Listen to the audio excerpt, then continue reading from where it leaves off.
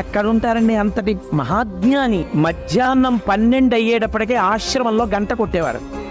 భగవాన్ ఇది మీ ఆశ్రమం అంటే ఆయన ఒప్పుకునేవారు కాదు. నా ఆశ్రమం ఏమిటి, నేనెవరు, నాకు ఆశ్రమం ఏం లేదు అని అందరూ భోజనానికి వరసలో నించుంటే ఆయన కూడా ఓ కర్ర మట్టి కమండలం పట్టుకుని లైన్లో నించునేవారు. లైన్లో నించుని అందరూ కూర్చుంటే ఆయన కూర్చునేవారు. అందరికీ ఏది వడ్డించారో తనకి అదే వడ్డించాలి.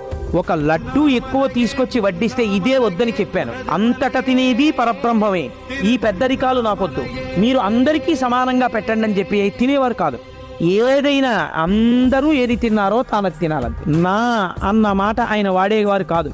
ఎవరైనా వచ్చి భగవన్ ఆశ్రమంలో 500 లీటర్ల వాటర్ ట్యాంక్ ఒకటి కట్టిద్దాం అనుకుంటున్నాం, 500 కట్టించమంటారా, 250 లీటర్ల ట్యాంక్ కట్టించమంటారా అని అడిగేవారు. మీరు 250 లీటర్ల ట్యాంకు కట్టించక్కర్లేదు, 500 లీటర్ల ట్యాంకు కట్టించ